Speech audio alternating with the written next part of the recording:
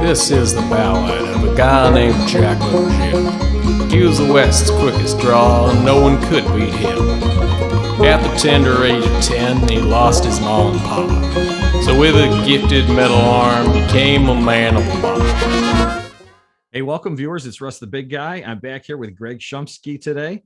And this is another edition, another episode of the birth of Jackalope Junction. And we really appreciate you watching the episodes that we've edited and produced so far. Last time we talked about a lot of the characters and some of the obstacles that they're having to overcome directly related to the collapse of the mine and the loss of their family members and such. And they all dealt with that in different ways. And today maybe we can talk maybe a little bit more about some of the characters and maybe some of the positive aspects or how they're moving on with their life and how that might intersect with the world today and what people are going through. Okay, sounds good to me. All right, we'll get your ideas on that, right? So was that what you wanted to cover? Was that Sure. okay or no? Yeah, we can. Yeah, that's fine. All right.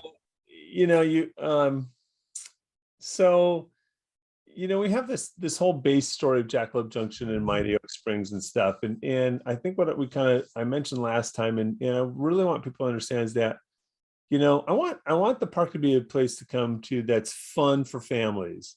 You don't have to know the stories of the characters. You don't need to know the story of Jackalope Junction or anything else like that.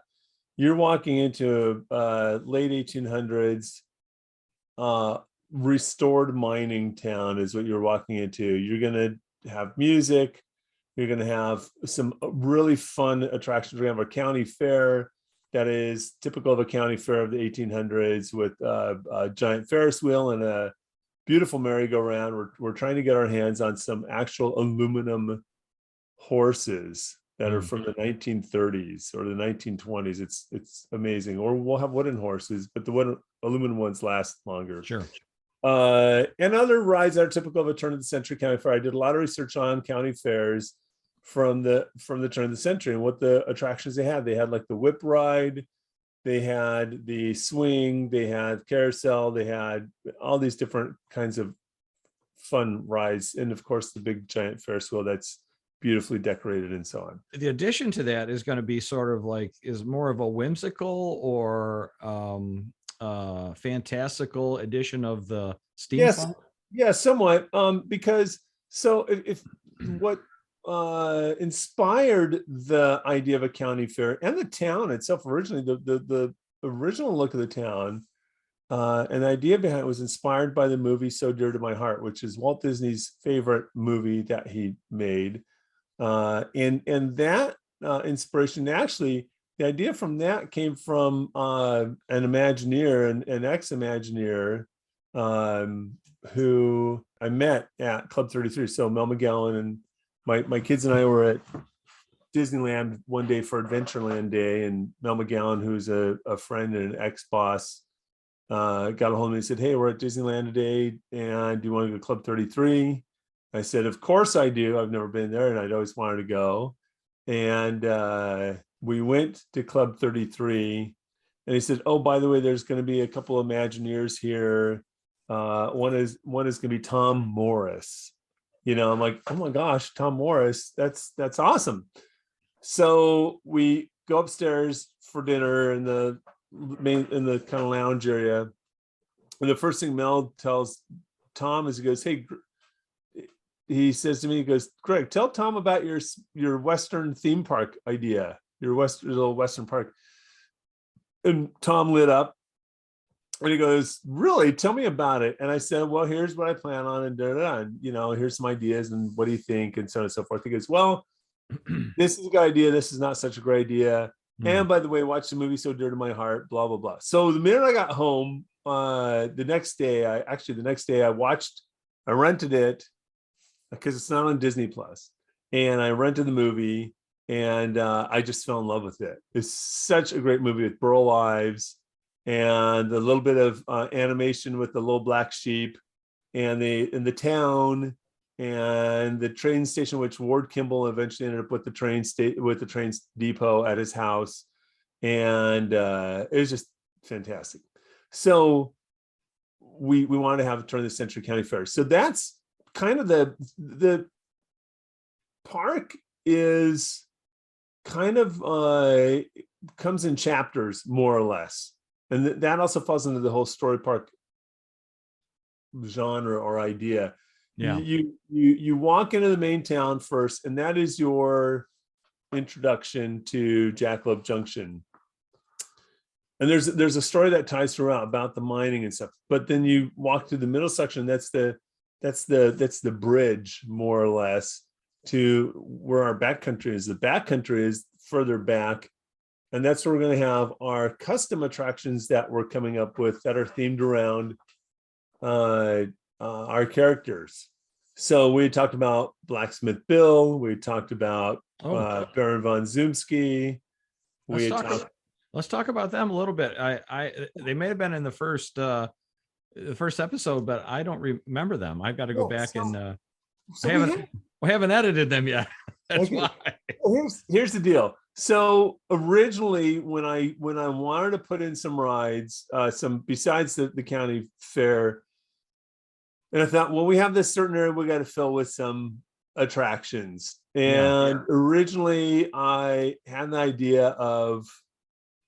By the way, there's a whole time travel theme to the park also, because I'm a fellow time traveler.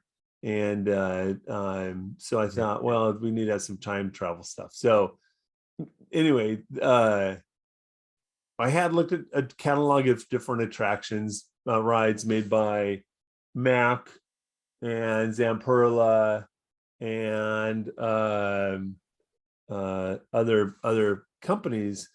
And I thought, well, this looks like it's a fun ride. How can we use this? This looks like a fun ride. How can we use this? This looks like, and so originally there was no character for this one attraction, the Blacksmith Bills, and we call it the electrificated conveyances test trail.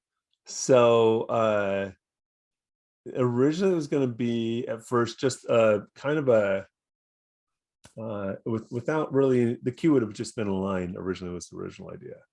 And I thought it'd be kind of cool to take the convoy ride that you see at the fairs, and that is permanently installed. And it's the trucks that kids can get in the front, and the mom and dad sit up top.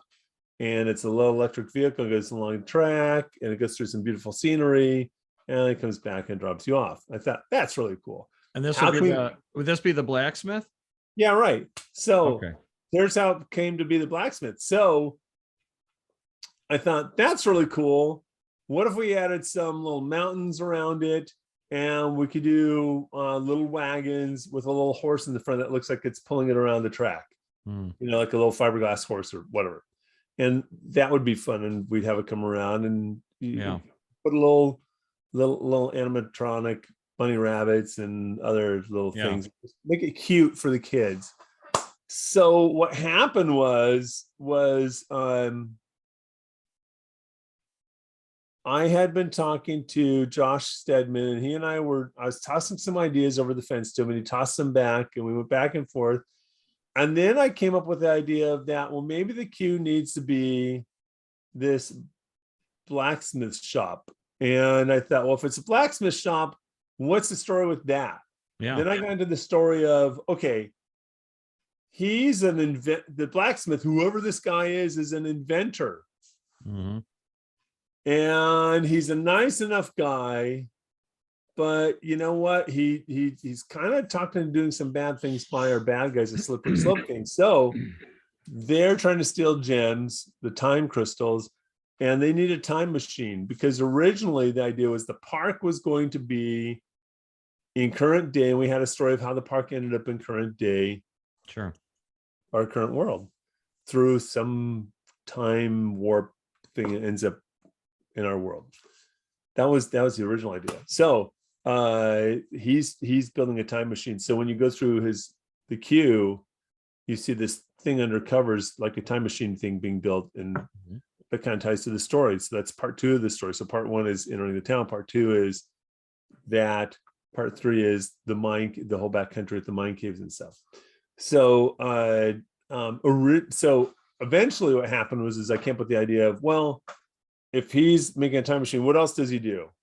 Well, he's kind of like the Elon Musk of his time. So he's figuring out a way to take all the horse-drawn carriages and wagons and stuff, stagecoaches, buckboards, etc., covered wagons, and making them electric and self-driving. So they're self-driving electric vehicles. So I thought, well, what's a vehicle? It's a conveyance.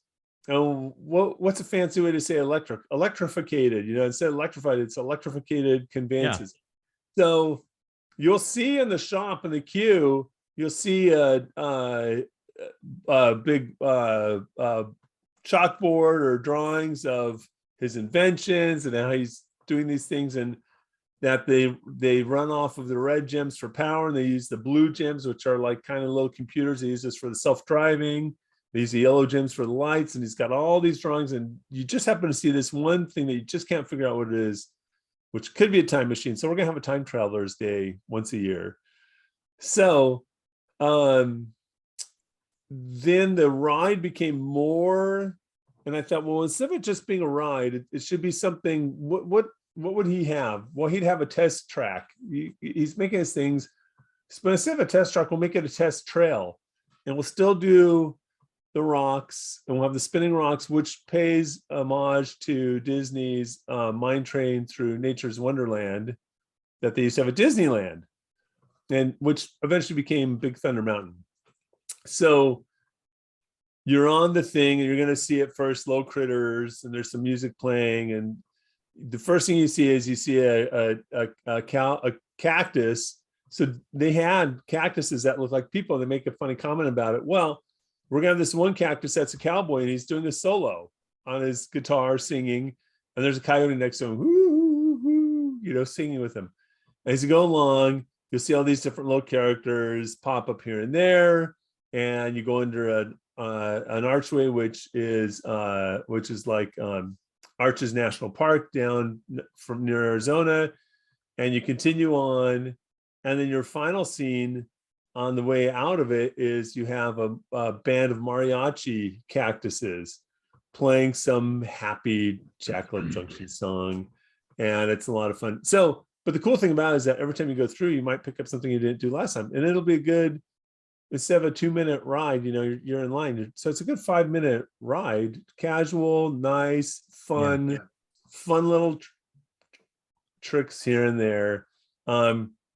And so I thought, well, who is this character? I mean, because we have all our different characters, there's some sort of animal. And I thought, who would be a big kind of person? I thought of a buffalo.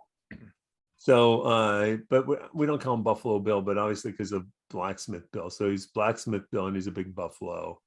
And he's just a pretty easygoing guy. And then I came up with a story that he originally was a blacksmith that worked side by side with Jim's dad back in Wyoming when Jim was a little kid. So, but that was the whole idea behind that. And it went from being just this little attraction with the convoy ride to the thing, the purpose to it. Yeah. So well, that's one of the things that I like about the whole concept, is it's everything is interconnected, and there's stories that have yet to be told that involve the different characters. And really, from the discussions I've had with you, and this is the way I would put something together too, is there's nothing in there that isn't there for a reason. Like there's no facade on a store that's the way it is just because it was a standard storefront that you picked out somewhere. Yeah. Even though like I know you have a street scene behind you there, and I mean that's just conceptual art kind of, to get a vibe or whatever, but those probably are going to be changed, I would imagine, at some point, to be very specific, Yeah, they are. So originally the look of the town was going to be something like this with the more the clapboard typical Western town buildings. And what happened is that when we started going more with the idea of a steampunk Western theme, I thought, well, how do you do Victorian in a Western town? Then I remembered some very rich mining towns like Deadwood, South Dakota. So if you look at the buildings of Deadwood, South Dakota, they're brick buildings, and they're very Victorian looking, and they're beautiful in their color. And when I was a kid, when I was, gosh, I want to say 13 or so, Star Yeah. Wars had just come out. It's 1978. We took a trip to North Dakota to go visit my dad's relatives up there. So he has lots of cousins. I think we got like 5 bazillion cousins in North Dakota or something else throughout the Mandan, Bismarck area, and center North Dakota. And we drove into South Dakota into State Rapid City to go see Mount Rushmore, but we drove through Deadwood. And I remember distinctly as a kid, I can still see it to this day in my mind, all the buildings and the hills up behind them with all the pine trees. And I thought, I don't know what this place is, but wow, this speaks to me. It's like I belong here. Interesting. And I fell in love with it. I could never, to this day, I could never forget that trip. That was the most, besides Mount Rushmore was cool and all. However, the most stunning part of my trip to me with my 2 brothers and my mom and dad in our Dodge Maxi van, there's all customized out back in the day when you had custom cool vans. Yeah. The most memorable part of my trip was that 3 or 4 minutes driving through Deadwood. Wow. No kidding. And yeah, weird, right? So we decided to start. I worked with one of our concept guys with Ron Vance, and Ron said, "What do you want to do?" And I said, "Well, I want to explore something more Victorian and something that, because it's steampunk, and something though that fits in with what a rich mining town would be." Yeah. So you'll have some clapboard buildings. That's fine. Yeah. That's how the town started. But you're going to have these newer buildings that are more ornate and so on and so forth. And that's typical. And the fun thing about that is that typically when you go to a Western town or a theme park that's Western, and they're beautiful. I mean, gosh, they're beautiful examples. I mean, gosh, if you look at Knott's Berry Farm and their ghost town, I love it. I love Knott's ghost town because it's this rustic ghost town based on the actual mining town of Calico that Walter Knott eventually bought, right? So you have that, and then you have Disney's version, their Frontierland. It's a step up from that. It's the painted buildings, all the gold accoutrements, the gold paint, and there's one building that is more like it's a log cabin-y sort of thing. There's a kind of a hodgepodge of stuff.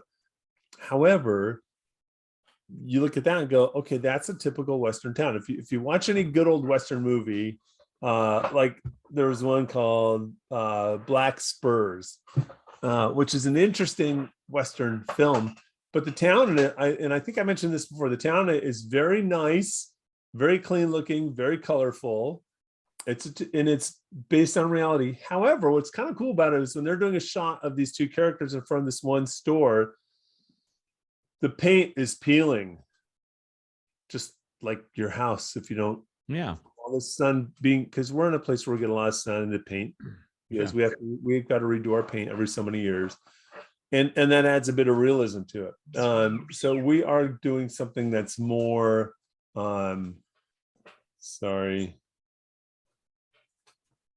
We are doing something that's more along the lines of the more ornate kind of a thing. And there'll be some weathering because it's out in the dirt still, or out in the desert, wherever. And I think we addressed this, some of this before. And, one of the cool things is it fits in with the story, because there were some buildings that were made originally when the mine was first opened, right? And then as things progressed, as they became more prosperous, more ornate, they could import lumber maybe that wasn't readily available in the desert area or whatever, or bring down from the mountains, the wooded mountains, and there's gonna be lots of pines and stuff. The other cool thing about where we're looking to build in Arizona, northern Arizona had a big logging industry as well. Okay. So that all fits together pretty Yeah. darn well. Yeah.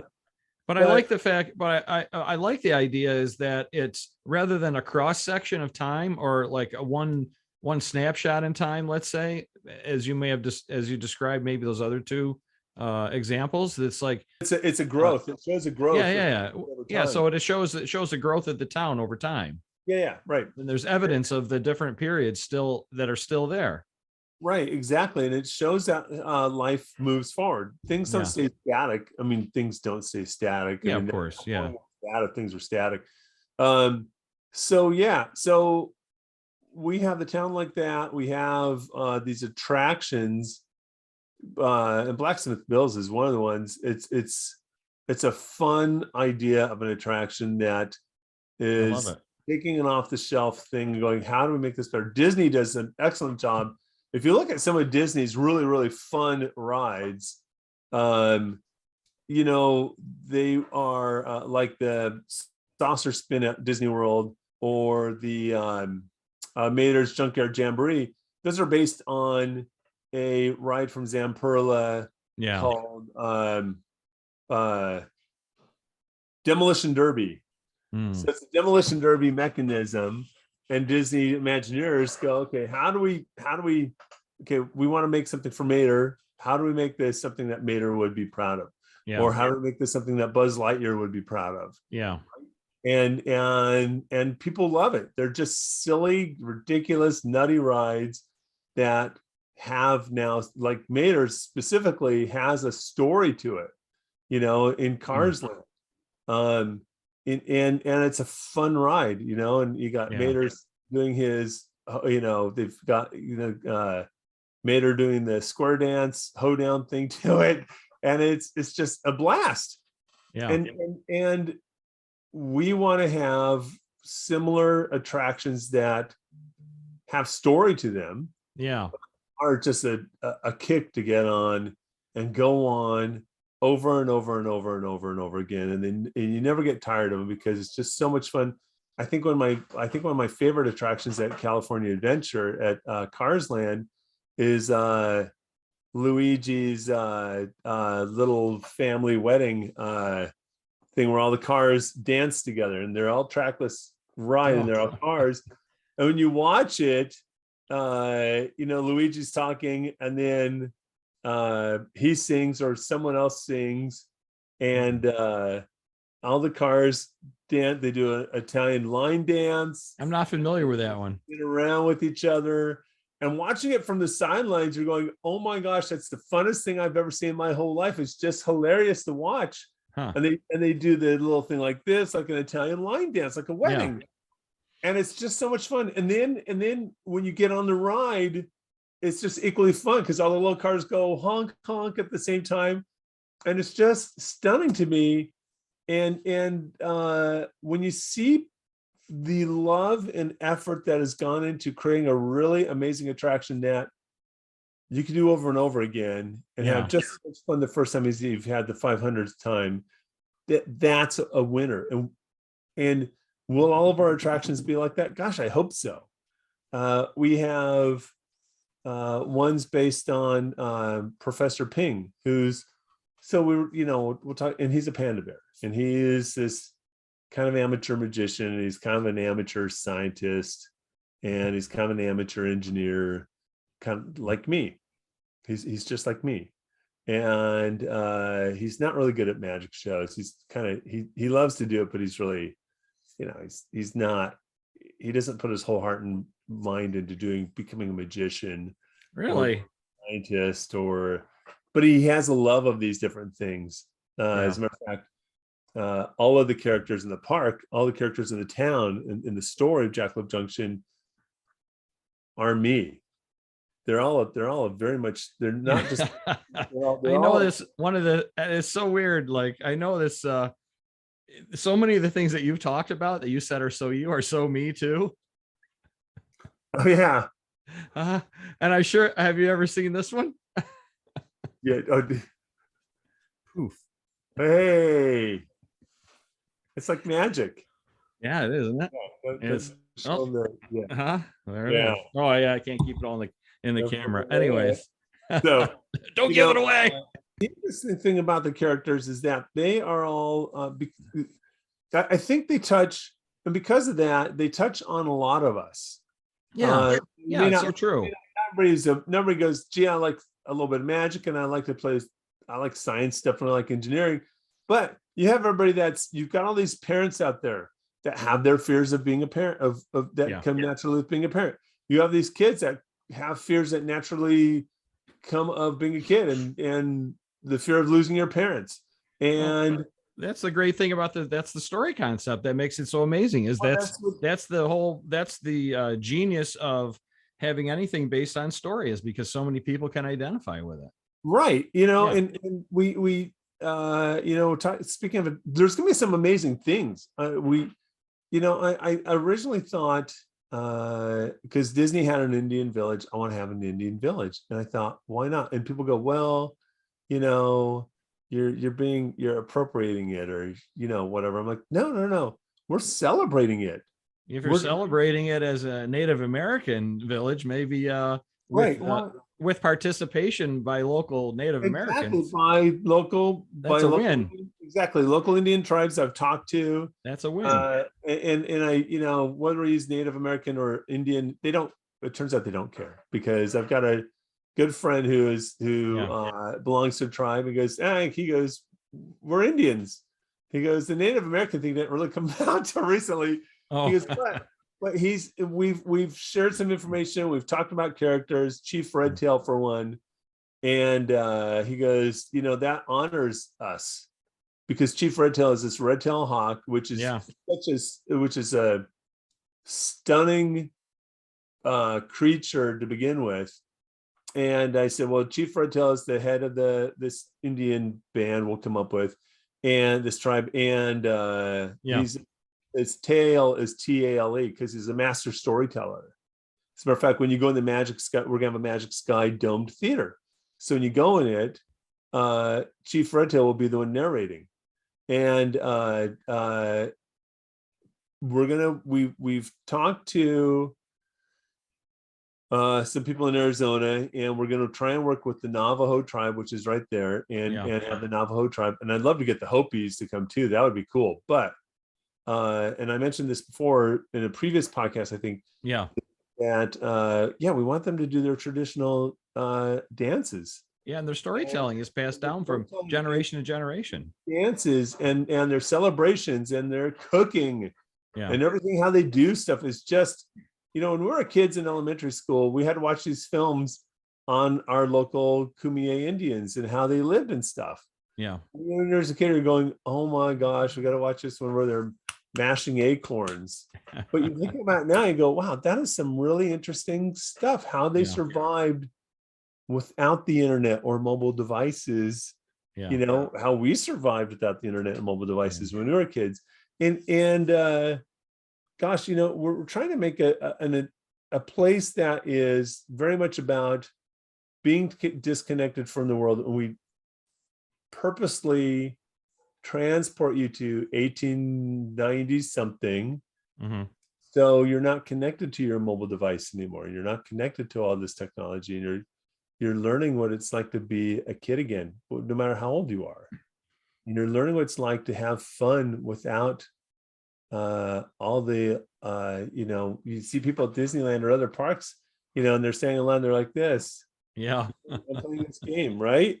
It's like, so I'm just paying attention to the time here.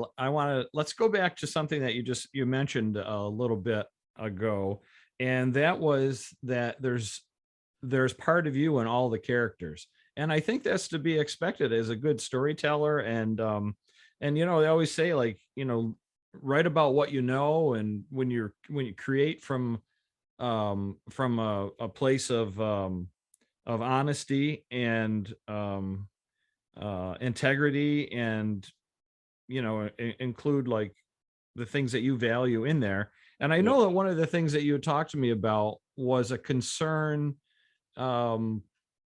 as a Christian, you have a concern that you don't want to be an idol. Is that, did I understand that correctly? So there's some sort of a balancing act that you're concerned with. Yeah. So, right. So there was the thing on the radio this morning, that I was listening to, and we have to be mindful not to, it's not so much an idol, but we have to be mindful not to put our identity into things. Mm-hmm. And as Christians, we have to know that our identity is in Christ, Okay. first and foremost. And I was talking to my wife about it. I said, what's interesting is, and it said, and the point being is that even if it's something you're doing that's really good for the greater good, Mm-hmm. you can't make that your identity of, oh, I'm Greg Schumsky, I'm the guy at Jackalope Junction, I'm going to save the world, and da-da-da, that's me. Hey, you have to go, okay, I have to have God involved in every aspect of this, and really honor God in all of this. Now, whether you're a Christian or not, and you're part of our audience, doesn't matter. Whether you're an atheist or not, doesn't matter. Because what we're trying to do is just create something really great. And at the end of the day, it needs to touch and affect everybody. We're not going to be, hitting you over the head with the Bible when you come to Jackalope Junction. Right. And we're not going to be, well, think about it this way. If you've watched or read Lord of the Rings, you have been reading a Christian story. If you've read any of the Chronicles of Narnia, you've read Christian stories, because C.S. Lewis was a Christian, J.R.R. Tolkien was a Christian, but they did everything through allegory. We'll do the same. Allegory is great because either it still has a positive effect on people no matter what, without getting heavy-handed into biblical concepts and stuff like that. But we do want to, my thing is, I have to make sure that I don't let this go to my head and make it all about me. Now, that applies to anybody from that's an entrepreneur or a business person, or who's had a great idea for something, because the minute you start to make it about you, Yeah. you forget about everybody else. I had a really great epiphany so many years ago. I had wanted to be a Disney Imagineer for a long time, and I had so many close calls with becoming that Disney Imagineer. And I thought my identity was going to be, when I become a Disney Imagineer, I finally made it. That's who I am. I am the Disney Imagineer. That's my identity. And a lot of us, especially men specifically, put our identity in who we are, or more or less what we do for a living. Yeah. Definitely. Yeah. What we do and not who we are. And there's a falseness to that, because what you do for a living is temporary. Because what happens is, and this happened recently, when a lot of people got let go from Disney Imagineering, and they spent their whole lives trying to get there, and they thought this is the end all and be all. When they got let go, they were devastated by it. What am I going to do now? What does my life mean? Yeah. Why am I a failure, et cetera, et cetera? And because they aren't putting their identity into something more. Who am I as a person? Am I a loving father? Am I a loving mom? Am I a loving child to my parents? Am I a good friend? Am I smart? Am I creative? Am I imaginative? All these things that are a part of who we are. Yeah. Right now, as Christians, we say, I have my identity in Christ, and that's true. But all those things in me, I know come from God. That's what I believe. That's what we believe. But nevertheless, when you put your identity in yourself, of everything that makes you who you are, then the title means nothing, because titles come and go, jobs come and go. The end all be all job comes and goes. So Jackalope Junction is a culmination of all those things. However, I have to be mindful. And the same thing, if I started Apple Computer, I'm not Apple Computer. Yeah. I mean, look at Steve Jobs, who started Apple Computer, and then one day they're like, haha, so long, you're out. And he's, well, I started it. Well, business is business, right? I think, I think, you probably at least have a good start at handling this because you've acknowledged it, that it's something that exists.